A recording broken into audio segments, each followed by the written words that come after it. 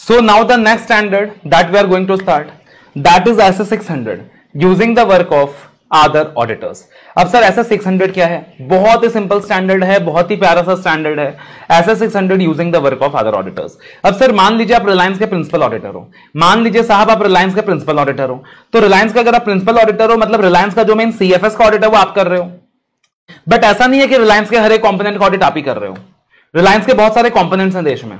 Components का मतलब क्या हो गया सर? उनके सब्सिडरीज हैं, उनके एसोसिएट्स हैं, उनके जॉइंट वेंचर्स हैं. तो हो सकता है सबका ऑडिट आप नहीं कर रहे हो. माइट भी ऐसा हो सकता है कि रिलायंस का जो मेन पेरेंट कंपनी है, आप पेरेंट कंपनी का ऑडिट कर रहे हो और मान लीजिए लेट अस से टोटल मिला के रिलायंस के 150 कंपोनेंट्स हैं, आप 150 में से मान लीजिए 15 कंपोनेंट्स का ऑडिट कर रहे हो या 20 कंपोनेंट्स का ऑडिट कर रहे हो. और हो सकता है कि जो बचे हुए कंपोनेंट्स हैं उनका ऑडिट कोई और कर रहा है, उनका ऑडिट कोई दूसरा ऑडिटर कर रहा है, may be 1, may be 2, may be 3. तो इन दैट पार्टिकुलर सिचुएशन आपने क्या करना पड़ेगा सर? अब आप कौन हो? पेरेंट कंपनी के ऑडिटर हो. आप कौन हो? प्रिंसिपल कंपनी के ऑडिटर हो. आपने जो ओपिनियन देना है वो पूरे कंप्लीट सेट ऑफ रिलायंस के ऊपर देना है. तो आपने उन कंपोनेंट्स के ऑडिटर्स के साथ कोऑर्डिनेट करके काम करना पड़ेगा. आपने उनके काम को यूज करना पड़ेगा, बिकॉज प्रैक्टिकली आपके लिए पॉसिबल नहीं होगा कि आप हर एक कंपोनेंट में जाओ, विजिट करो और हर एक कंपोनेंट के रिस्पेक्ट में ऑडिट प्रोसीजर्स परफॉर्म करो. ना आपके लिए पॉसिबल है, ना आपके पास टाइम है, ना आपको उसका फीस मिला है. और अगर आपको उसका फीस नहीं मिला है तो काहे को फोकट में मेहनत करे रे बाबा. कंपोनेंट्स का काम कोई और करेगा. जिनको कंपोनेंट्स के ऑडिट के लिए अपॉइंट किया गया है वो उनको ऑडिट करेंगे. हम क्या करेंगे सर? उनके काम को यूज करेंगे. अब अगर हम कंपोनेंट्स के ऑडिटर्स का काम यूज करेंगे तो उसके लिए लगता है SS 600 जो हमें डायरेक्शन देता है कि जब भी आप अदर ऑडिटर्स के काम को यूज करोगे, यानी कंपोनेंट ऑडिटर्स के काम को यूज करोगे, तो आपको किन बातों का ध्यान रखना है. क्लियर है? So that is the basic principle of SS 600. सबसे पहले सर मैं कौन हूं? प्रिंसिपल ऑडिटर हूं. मैं कौन हूं? प्रिंसिपल ऑडिटर हूं. अगर मेरे पास ऑफर आता है कि साहब आप प्रिंसिपल ऑडिटर का काम एक्सेप्ट कर लीजिए, मेरे पास अगर ऑफर आता है कि साहब आप प्रिंसिपल ऑडिटर का काम एक्सेप्ट कर लीजिए, तो मैं एक्सेप्ट करूं कि ना करूं? और एक्सेप्ट करने से पहले कौन से फैक्टर्स को कंसीडर करूं? अब जैसे मैंने जो एग्जांपल दिया था कि रिलायंस का मैं पेरेंट कंपनी का ऑडिटर हूं, तो मैं पेरेंट कंपनी का ऑडिटर कर रहा हूं और मे भी 150 में से 15 कंपोनेंट्स का ऑडिट कर रहा हूं. बट ये 15 कंपोनेंट्स मोस्टली कौन से होंगे पता है? जो मोस्ट मटेरियल कंपोनेंट्स होंगे. बट मान लो, लेकिन सपोज मान लो लेट अस से रिलायंस वालों ने मुझे बोला, क्या बोला? तू पेरेंट कंपनी का तो ऑडिटर बनेगा, लेकिन तू किसी भी मटेरियल कंपोनेंट का ऑडिटर नहीं बनेगा. तो पेरेंट कंपनी का ऑडिटर तो बनेगा, बट तू किसी भी मटेरियल कंपोनेंट का ऑडिटर नहीं बनेगा. जिन कंपोनेंट्स हमारी मेजर सेल्स आ रही है, जिन कंपोनेंट्स का हमारा मेजर टर्नओवर है, जिन कंपोनेंट्स में हमारे मेजर एसेट्स हैं, तो उनको ऑडिट नहीं करेगा. तो भाई इन दैट सिचुएशन बेटर है तो मुझे प्रिंसिपल ऑडिटर बनाओ ही मत. बिकॉज अल्टीमेटली मेरे को जो ओपिनियन देना है पूरे जॉइंट फाइनेंशियल स्टेटमेंट्स के ऊपर देना है, CFS के ऊपर देना है. अब I agree that it is not possible for me to become the auditor of all the components. In that situation I am ready to use the work of the components. But भाई तू मेरे को किसी metal component का audit ही नहीं देगा, तो बेटर मैं ऑडिट एक्सेप्ट ही ना करूं. तो as a principal auditor at least मैं इंश्योर करता हूं कि मेरे को significant portion of financial statements का ऑडिट मिल रहा है, material portion of financial statements का ऑडिट मिल रहा है, तभी मैं ऑडिट एक्सेप्ट करूंगा, वरना मैं ऑडिट एक्सेप्ट करूंगा ही नहीं.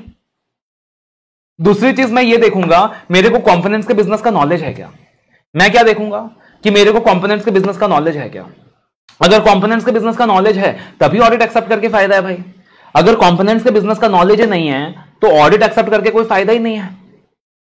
तीसरी चीज मैं ये देखूंगा कि जो बाकी कंपोनेंट्स का ऑडिट बाकी लोग कर रहे हैं उसमें रोम कितना इन्वॉल्व है. अगर उसमें रोम एक रीजनेबल लिमिट तक इन्वॉल्व है तब तो ठीक है, बट अगर उसमें रोम बहुत ज्यादा है और मेरे को अल्टीमेटली उनका ही काम यूज करना है, तो बेटर है मैं ऑडिट एक्सेप्ट ही ना करूं. तो ये कुछ फैक्टर्स है जो अपने को कंसीडर करके चलना पड़ेगा while accepting the position of principal auditor. सबसे पहले मेरे को कंसीडर करना पड़ेगा साहब materiality of portion of financial statements with the principal auditor audits. दूसरा मेरे को कंसीडर करना पड़ेगा principal auditors degree of knowledge regarding the business of components. तीसरा मेरे को कंसीडर करना पड़ेगा roam in the financial statements of the components audited by the another auditor. और चौथी चीज मेरे को कंसीडर करनी होगी कि साहब कंपोनेंट्स का ऑडिट मैं नहीं कर रहा, कहने को मैं नहीं कर रहा, लेकिन थोड़ा बहुत प्रोसीजर्स तो मेरे को ना कंपोनेंट्स के लिए भी करना पड़ेगा. क्यों? I will have to coordinate with the work of them. I will have to coordinate with components. उनसे मेरे को सवाल जवाब भी करना होता है, कुछ क्वेश्चनर वगैरह भी इशू करना होता है, उनके साथ कोऑर्डिनेट करके काम करना होता है. तो ये ना हो कि पता चला कि मेरी मेहनत मजदूरी बहुत ज्यादा हो रही है, पता चला मैं कंपोनेंट्स का ऑडिट कर नहीं रहा, कंपोनेंट्स के ऑडिट का फीस मुझे मिल नहीं रहा, बट मेरी मेहनत मजदूरी बहुत ज्यादा हो रही है. तो ये भी देख लेना सर कि एडिशनल प्रोसीजर्स कितने परफॉर्म करने पड़ रहे हैं रिगार्डिंग कंपोनेंट्स. तो ये 4 चीजें देख लेना, फिर डिसाइड कर लेना कि प्रिंसिपल ऑडिटर का काम एक्सेप्ट करना है नहीं करना है। बोला ओके सर। अब हमें ये बता दो प्रिंसिपल ऑडिटर के प्रोसीजर्स क्या क्या हैं।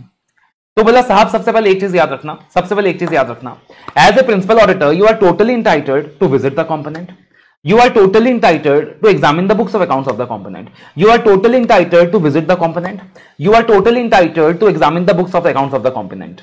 ठीक है, बट नॉर्मली आपके लिए विजिट करना पॉसिबल नहीं रहेगा, इंस्पेक्ट करना खुद से पॉसिबल नहीं रहेगा, इसलिए ये स्टैंडर्ड बोलता है कि आप क्या कर सकते हो, अदर ऑडिटर्स के काम पे रिलाई कर सकते हो। तो ये स्टैंडर्ड बोलता है कि आप अदर ऑडिटर्स के काम पे रिलाई कर सकते हो, बिना कंपोनेंट को विजिट किए भी काम चला सकते हो, लेकिन अगर कोई सर्कमस्टेंस ऐसा पैदा हो रहा है कि आपको डाउट है अदर ऑडिटर के काम पे, तब आप उसके काम को यूज मत करना। लेकिन अगर ऐसा कोई भी सर्कमस्टेंस पैदा नहीं हो रहा और आपको अदर ऑडिटर के काम पे बिल्कुल शक नहीं है जा रहा, देन इन दैट सिचुएशन आप क्या कर लो, उसके काम को यूज कर लो। बट अगर कोई सर्कमस्टेंस है और आपको शक हो रहा है कि अदर ऑडिटर ने अच्छे से काम नहीं किया है, तो भाई तेरे को पहले से शक हो रहा है तो बेटर एक्सेप्ट मत कर, बेटर उसका काम यूज मत कर। Okay sir. दूसरी चीज स्टैंडर्ड बोलती है प्रिंसिपल ऑडिटर को क्या करना चाहिए, प्रोफेशनल कॉम्पिटेंस करना चाहिए अदर ऑडिटर का। ये देखना चाहिए कि वो आईसीआई का मेंबर है कि नहीं है, क्योंकि अगर वो आईसीआई का मेंबर है तो आप उसमें ज्यादा भरोसा कर सकते हो। बट प्रैक्टिकली आपको मैं बताऊं, कंपनीज एक्ट बोलता है कि कंपोनेंट्स के ऑडिटर्स भी चार्टर्ड अकाउंटेंट्स ही होंगे। तो कंपनीज एक्ट बोलता है कि कंपोनेंट्स के ऑडिटर्स भी चार्टर्ड अकाउंटेंट्स ही होंगे, तो प्रैक्टिकल लाइफ में ये पॉइंट वैलिड नहीं रहता। अगली चीज, मेरे को क्या करना है सर, अदर ऑडिटर के काम को यूज करने से पहले आंख बंद करके यूज नहीं करना। दे दे भाई अपना काम, दे दे बाबू अपना काम दे दे, मैं तेरा काम को यूज कर लेता हूं। थोड़ा बहुत मेहनत खुद भी करो यार, थोड़े बहुत प्रोसीजर्स खुद भी परफॉर्म करो, कम से कम साई ऑब्टेन करो, सफिशिएंट एप्रोप्रिएट ऑडिट एविडेंस लो और ये इवैल्यूएट करो कि उसका काम तेरे लिए एडिक्वेट है कि नहीं है। उससे कोऑर्डिनेट करो, उससे बातचीत करो, उसको क्वेश्चनर वगैरह दो, उसको क्वेश्चनर वगैरह का जवाब सबमिट करने के लिए बोलो, उसको बोलो कि तू एक काम कर, एक समरी प्रोवाइड कर दे अपने ऑडिट प्रोसीजर्स का। तो तुम प्रिंसिपल ऑडिटर हो भाई, तुम कोऑर्डिनेट करो उसके साथ, तुम उसको क्वेश्चनर सबमिट करो, क्वेश्चनर फर्निश करने के लिए बोलो, तुम उसको बोलो कि एक समरी प्रोवाइड कर दो उसके ऑडिट प्रोसीजर्स का, एंड अकॉर्डिंगली यू इवैल्यूएट कि weather his work is sufficient for you और नॉट। अगला पॉइंट है कि प्रिंसिपल ऑडिटर क्या कर सकता है सर, डिस्कस कर सकता है विद द अदर ऑडिटर कि उसने क्या क्या प्रोसीजर्स परफॉर्म किए हैं, और उसे एक रिटर्न समरी मांग सकता है उसके प्रोसीजर्स का। बट याद रखिएगा सर, वो रिटर्न समरी मांग सकता है उसके प्रोसीजर्स का, वो उससे उसके वर्किंग पेपर्स नहीं मांग सकता, और प्रिंसिपल ऑडिटर डिस्कस भी कर सकता है अदर ऑडिटर से कंपोनेंट के मैनेजमेंट के बारे में, उसके फाइंडिंग्स के बारे में। और प्रिंसिपल ऑडिटर अपने वर्किंग पेपर्स में डॉक्यूमेंट करके चलेगा कि किन किन कंपोनेंट्स का ऑडिट बाकियों ने किया है और किन किन का काम वो यूज करने वाला है। There should be proper coordination between the principal auditors and the other auditors, proper coordination होना चाहिए। कोऑर्डिनेशन में वो सारी चीजें आ जाएंगी सर, क्वेश्चनर दे देना, उसको क्वेश्चनर का जवाब दे देना, बोल देना, उसको इंस्ट्रक्शंस दे देना, तुम ये बोल देना उसको कि भाई तेरा कुछ भी सिग्निफिकेंट फाइंडिंग होगा ना तो तू मेरे को बता दियो। मैं प्रिंसिपल ऑडिटर हूं, वो ब्रांच ऑडिटर है, मैं उसको क्या बोलूंगा, भाई सुन मैं तेरे को कुछ इंस्ट्रक्शंस दे रहा हूं, फॉलो कर लेना, मेरे को इस टाइम तक रिपोर्ट चाहिए, टाइम टेबल फॉलो कर लेना, तू एक काम करियो, मेरे को मैं एक क्वेश्चनर दे रहा हूं तो इसका जवाब दे दे मुझे, तू अपनी समरी ऑफ ऑडिट फाइंडिंग्स मेरे को सबमिट कर दे। और अगर तेरे को ब्रांच का ऑडिट करते वक्त कुछ भी सिग्निफिकेंट फाइंडिंग का पता चलेगा, तो तू मेरे को बता दियो। तो यही सारा अपना कोऑर्डिनेशन रहेगा सर, यही सारा अपना कम्युनिकेशन रहेगा। फिर दिया हुआ रोल ऑफ प्रिंसिपल ऑडिटर क्या होगा, रोल ऑफ अदर ऑडिटर क्या होगा, वही सारी चीजें होंगी सर। कॉन्सेप्ट समझ में आ गया तो आराम से लिख लोगे। फिर एक इंपॉर्टेंट चीज आती है डिवीजन रिस्पॉन्सिबिलिटी। अब सर अल्टीमेटली क्या हो गया, वर्क डिवाइडेड हो गया कि कंपोनेंट्स के ऑडिट का जो काम है वो तेरा है और बाकी जो काम है वो मेरा है। और जो तेरा काम है यानी कंपोनेंट्स का जो काम है, जो कंपोनेंट्स का काम तू कर रहा है, मैं तेरे काम पे यूज कर रहा हूं, मैं तेरे काम को क्या कर रहा हूं सर, यूज कर रहा हूं। लेकिन मुझे अपने रिपोर्ट में क्लियरली लिखना पड़ेगा ये बात, I will have to clearly state the division of responsibility. तो बेसिकली मैं अदर मैटर्स पैरा में ना ये चीज इंक्लूड कर देता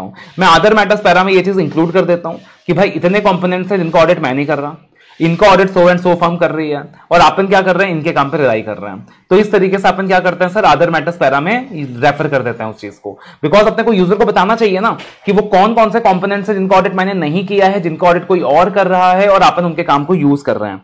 और दूसरी चीज, अपन बिल्कुल इंटाइटल्ड हैं to use the work of other auditors, बिल्कुल इंटाइटल्ड है। और अगर उस अदर ऑडिटर्स के काम में कुछ लैप्सेस हुआ, कुछ कमियां निकली, कुछ गलती निकला, तो अपन रिलायबल नहीं होंगे unless and until there were special circumstances that should have raised our suspicions।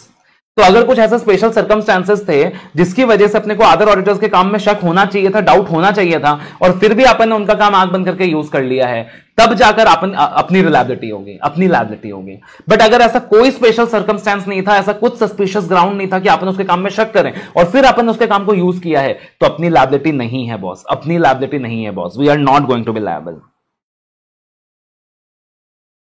और फिर एक लास्ट सिचुएशन आता है सर रिपोर्टिंग कंसिडरेशन।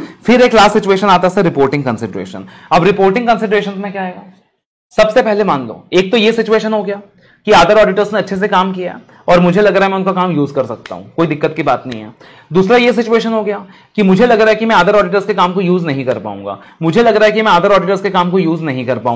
बिकॉज मुझे ऐसा लग रहा है कि अदर ऑडिटर्स ने सफिशिएंट एप्रोप्रिएट एविडेंसेस नहीं लिए हैं, तो मुझे ऐसा लग रहा है कि मैं अदर ऑडिटर्स का काम यूज नहीं कर पाऊंगा, या फिर मे बी कंपोनेंट्स का ऑडिट हुआ ही नहीं है। तो भाई अगर मैं उनके काम को यूज नहीं कर पाऊंगा तो टेक्निकली प्रैक्टिकली मेरे लिए पॉसिबल नहीं है to visit the components and do the audit. तो उन कंपोनेंट्स के रिस्पेक्ट में क्योंकि मैं काम यूज ही नहीं कर पाऊंगा, तो either I will have to give a qualified opinion if pervasive impact is not there of the branches, or I will have to give a disclaimer of opinion if those branches are going to have a pervasive impact। समझ में आया? And उसके बाद अगला चीज क्या है? अगर मान लो जो अदर ऑडिटर है उसने अपने कंपोनेंट में मॉडिफाइड ओपिनियन दिया है। ओ माय गॉड, जो अदर ऑडिटर है उसने क्या दे दिया सर? अपने कंपोनेंट में मॉडिफाइड ओपिनियन दे दिया। अब मेरे को क्या कंसीडर करने का है कि उसका मॉडिफिकेशन मेरे लिए रेलिवेंट है कि नहीं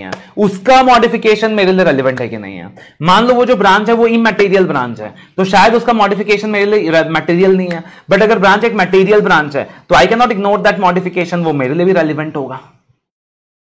समझ रहे हो? तो मेरे को ये एग्जामिन करना है कि अगर अदर ऑडिटर ने मॉडिफाइड ओपिनियन दिया है तो उसके लिए वो मॉडिफिकेशन रेलिवेंट है, बट मेरे लिए क्या वो मॉडिफिकेशन रेलिवेंट है? बिकॉज ब्रांच लेवल में जो उसने मैटेरियलिटी निकाली होगी वो अलग होएगा, और कंसोलिडेशन लेवल पे मैं जो मैटेरियलिटी लेवल निकालूंगा वो अलग होएगा। तो मेरे को देखना पड़ेगा कि यार उसने तो ब्रांच लेवल के हिसाब से मैटेरियलिटी निकाला था और उस हिसाब से मॉडिफाइड ओपिनियन इशू करा था, बट कंसोलिडेटेड लेवल पे क्या वो मेरे लिए मटेरियल है, क्या वो मेरे लिए रेलिवेंट है, और क्या मेरे को भी मॉडिफिकेशन इशू करने की जरूरत है या नहीं है। यानी अपने को कॉपी पेस्ट नहीं बनने का है, अपने को नकलची बंदर नहीं बनने का है कि उसने मॉडिफाई किया तो मैं भी करूंगा। अपने को दिमाग लगाने का है कि अगर उसने मॉडिफाई किया तो भाई तू तब मॉडिफाई करेगा ना अगर वो मॉडिफिकेशन तेरे लिए रेलिवेंट होगा, अगर वो मॉडिफिकेशन तेरे लिए सिग्निफिकेंट होगा। और फाइनली आप क्या करना सर, अदर मैटर्स पैरा में यूजर्स को इन्फॉर्म कर देना कि कौन कौन से कंपोनेंट्स का ऑडिट कोई और कर रहा है, तो वो चीज आप यूजर्स और फाइनेंशियल स्टेटमेंट को पक्का बता देना। तो देखना मैंने यहां कुछ माइंड टीजर्स दिए हैं। Can the statutory auditor ask the branch auditor to share the summary of audit procedures and findings in respect of accounts examined? The answer is definitely yes. But can the stat auditor ask the other auditor to share the copy of his working papers? The answer is no. Next is statutory auditors decided to use the work of branch auditors in respect of a large branch. Can he be held responsible in respect of work interested? तो देखो भैया, अगर कोई specific circumstance नहीं आया था, कुछ suspicious ground नहीं आया था, I am entitled to use his work, I will not be held responsible. But अगर कोई सस्पिशियस ग्राउंड आया था, अगर कुछ ऐसा सर्कमस्टेंस आया था कि मेरे को उसके काम में शक करना चाहिए था, स्केप्टिसिज्म लगाना चाहिए था, बट मैंने नहीं लगाया, then in that situation boss मेरी लायबिलिटी वहां पे निकल के आएगी। I should have not use the work his work blindly, तो वो चीज मेरे को कंसिडर करना रहेगा। तो ये क्या हो गया sir? SS 600 that is using the work of other auditor. SS 600 that is using the work of other auditor. एक बार बच्चों कमेंट करके बताना कि whether this particular standard we have completed in a comfortable manner। एक बार आपका comment आ जाएगा कि yes sir we have completed this standard in a comfortable manner, then in that situation अपन आगे बढ़ेंगे।